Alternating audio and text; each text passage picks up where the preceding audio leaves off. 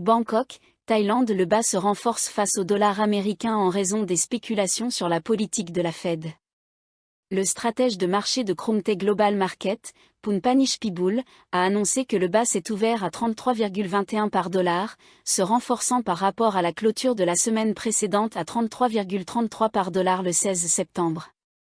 La fourchette de négociation prévue pour le baht se situe entre 33,10 et 33,30 par dollar, tandis que la fourchette hebdomadaire est projetée entre 33,00 et 34,10 par dollar. Le baht a montré une appréciation graduelle depuis vendredi, fluctuant entre 33,20 et 33,39 par dollar. Cette tendance à la hausse fait suite à l'affaiblissement du dollar américain, provoqué par les spéculations du marché sur la possibilité que la Réserve fédérale, Fed, accélère les baisses de taux d'intérêt lors de sa réunion de septembre. Cette anticipation a également fait grimper les prix de l'or à des niveaux records. La semaine dernière, le dollar s'est affaibli après que d'anciens responsables et conseillers de la Fed ont exprimé leur soutien à des baisses de taux plus rapides lors de la réunion du Comité fédéral de l'Open Market, FOMC, en septembre.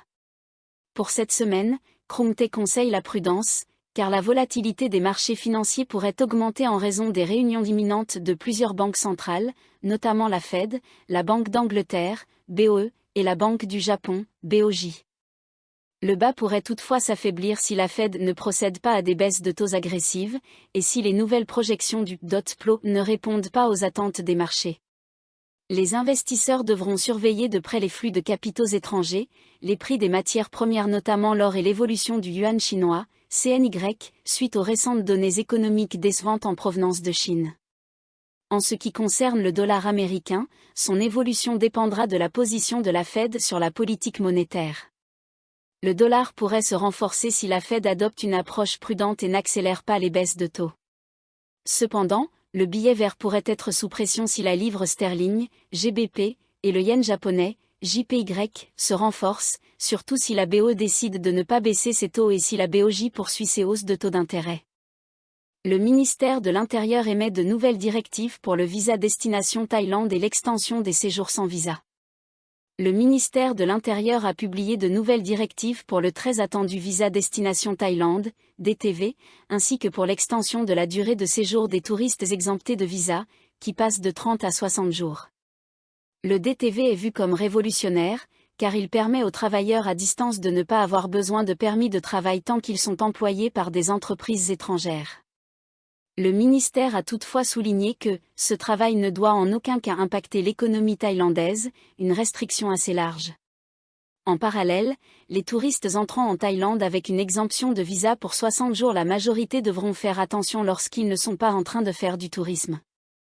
Une première annonce de l'autorité du tourisme de Thaïlande en juillet dernier indiquait que des travaux ponctuels ou urgents pouvaient être effectués pour une durée maximale de 15 jours, à condition que le touriste ait notifié le département du travail.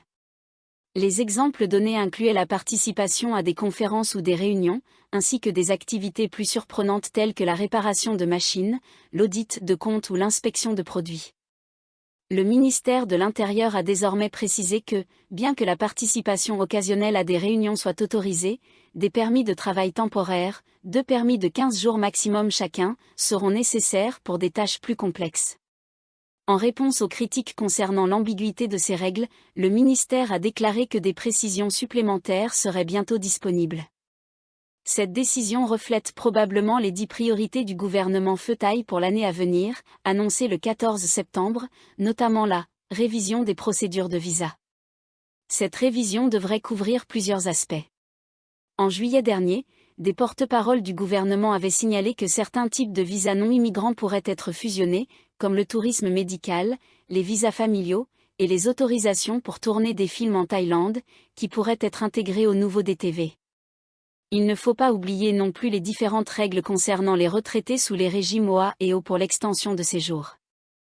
L'autorisation de voyage électronique, ETA, attend également des clarifications. L'année prochaine, elle exigera que tous les voyageurs exemptés de visa obtiennent une autorisation préalable avant leur voyage.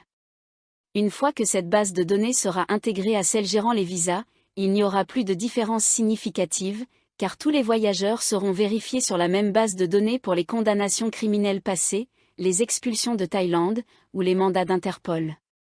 Cette révision des visas offre également une opportunité pour le Bureau de l'immigration d'influencer la nouvelle bureaucratie à venir. De nombreuses agences, telles que l'Autorité du tourisme de Thaïlande, le Bureau des investissements, le cabinet, et le département du travail, sont impliqués dans la promotion des visas, mais il est souvent oublié que la mise en œuvre réelle est effectuée par les agents de l'immigration aux aéroports et aux frontières.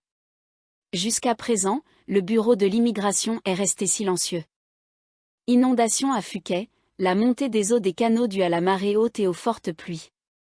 La marée haute a contribué à la montée des niveaux d'eau dans et autour des canaux du district de Muan, à Phuket, mais les autorités ont assuré que le système de drainage fonctionnait correctement. Mardi, certaines zones proches des canaux du district de Muan à Phuket ont été inondées en raison des fortes pluies et de la montée du niveau de la mer. La municipalité de Phuket a ordonné aux habitants vivant près du canal Bang Yai de déplacer leurs affaires vers des zones plus élevées et de suivre de près la situation, car les fortes pluies faisaient augmenter le niveau de l'eau. Une partie de Phuket a été inondée alors que les fortes pluies persistaient.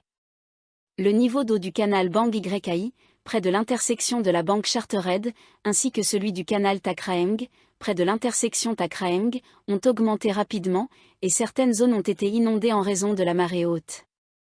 Cependant, les autorités de Phuket ont confirmé que le système de drainage fonctionnait toujours efficacement, et que la marée basse aidait à atténuer les risques d'inondation.